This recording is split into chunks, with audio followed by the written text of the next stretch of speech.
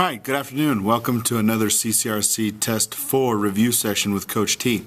What I would like to do is discuss some ideas and concepts and also documents that we used to prepare for Chapter 11 and 12.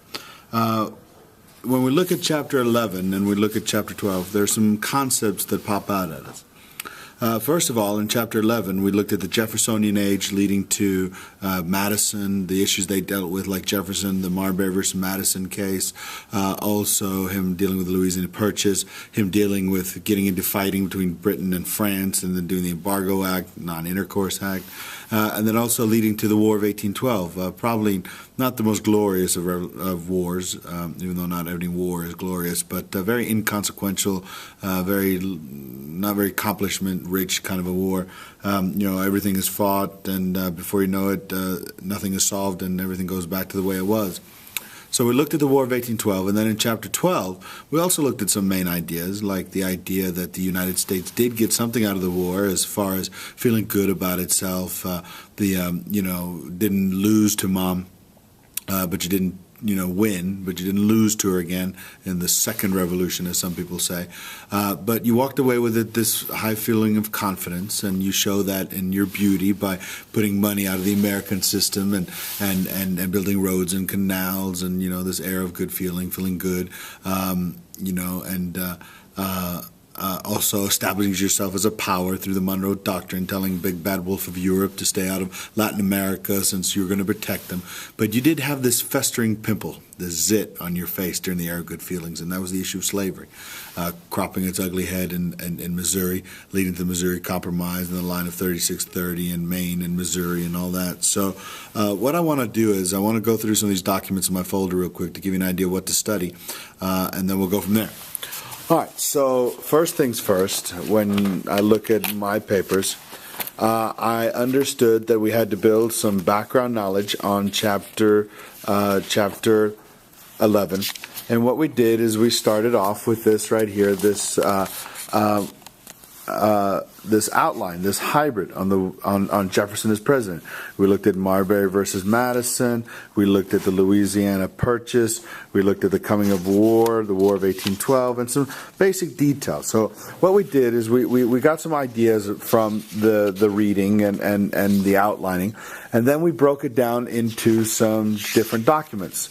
Like here, when we look at this document, we'll see the first thing that we did is we looked at a Supreme Court case study on Marbury versus Madison. There you can see my marked up version.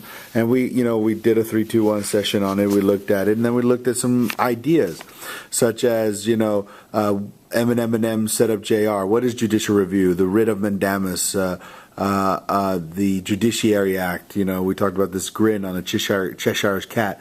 How did this case help checks and balances? Is it fair for a judge to follow his personal political opinion? Is it good to have a Supreme Court?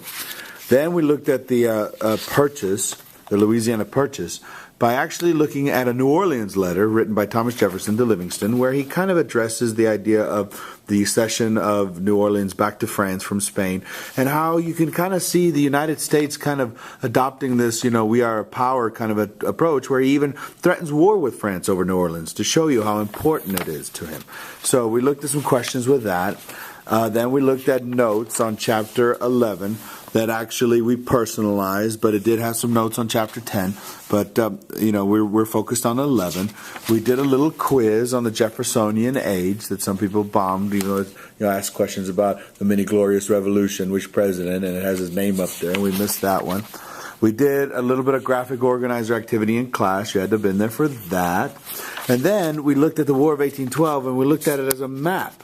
Okay, we looked at some geographical features. We put them on their appellations, some battles. We looked at Battle of New Orleans, the Battle of the Thames, Battle of Lake Erie, maybe the Battle of Tippecanoe that started it all, with Tecumseh. And we looked at some concepts related to it, like how the Embargo Act is Jefferson's attempt to deal with the impressment of his sailors and his attack of ships that, eventually have to be cleaned up with the Non-Intercourse Act.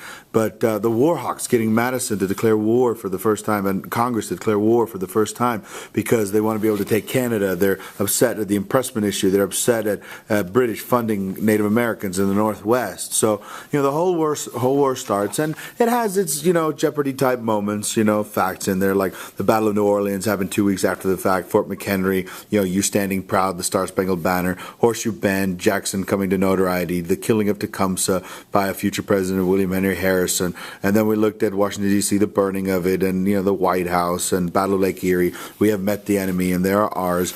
So that was kind of some things we did on the map for Chapter 11. And then in Chapter 12, we built some background knowledge by looking at a guided reading sheet that we discussed in class.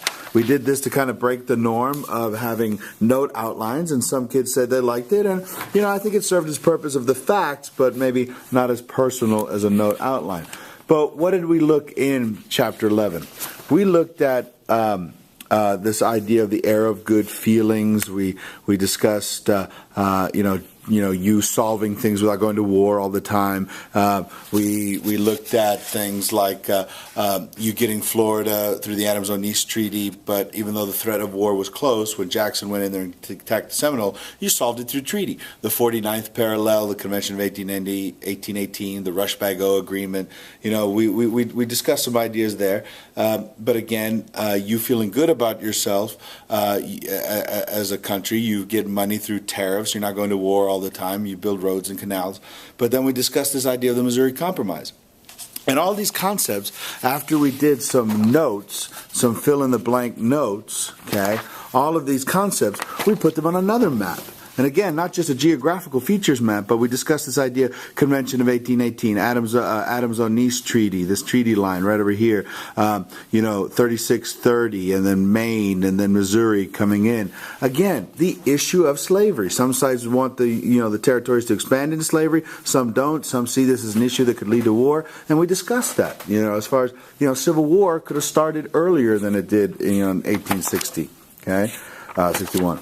So we looked at some maps. We discussed that.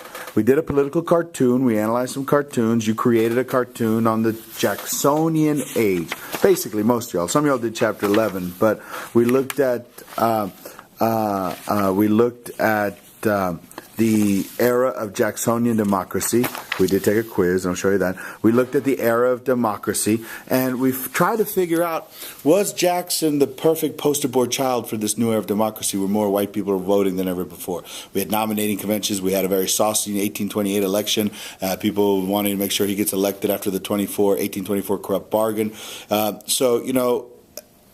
It fits the idea it's a new era of democracy, new Democratic Party, but is he the best person to represent that? This American feeling of democracy, this warm apple pie feeling of democracy, even though we discussed that maybe democracy isn't as great as a word as you thought of, as you've been taught. You're a constitutional federal republic or a federal constitutional republic. Don't say democracy all the time, because is it really fair for 51% to rule over 49%? But we looked at it as Jackson the perfect person to represent that. Is it more of a Jacksonian hypocrisy than democracy? Because everything that he did seemed to exemplify, not the perfect example of what a good president should be. He did the spoils system. He also gave jobs to his friends. He threatened the people of South Carolina during the nullification crisis, and while they tried to go against the tariff of abominations, he threatened to kill them, bring in his troops and kill them. He killed the bank, which led to an economic depression of 1837, Panic of 1837. Blamed the next president for that. He also led to the creation of the Indian Removal Act that we also looked at right over here in this form, right over here, where we marked up a Jacksonian democracy, and I put on StudyWiz to help people out also with, where he will forcefully remove 18,000 Native Americans from the eastern half to the western half in the Indian territories. And in the process, 4,000 Cherokees die, even after a Supreme Court case says you can't do that. Worcester versus Georgia, you can't move them. The Chief Justice at that time says they're a sovereign nation, they're trying to become independent, you can't move them. And what does your Jacksonian president say, Jackson say? You move them, you enforce it. You've made your ruling and you enforce it. Doesn't make sense. He's a Supreme Court justice. He's not an executive like Jackson is. So a lot of things kind of went contrary to what he was supposed to stand for. But some people think he's the greatest thing since sliced bread, and you had to make that decision. So look over some of these concepts. Be ready for the test. Be ready on the essay part to maybe do something rather than an essay. And I might bring that up in class, but maybe show me that you can do some things other than the essay, some brainstorming things. And then we'll go from there. Okay? Thanks. Bye.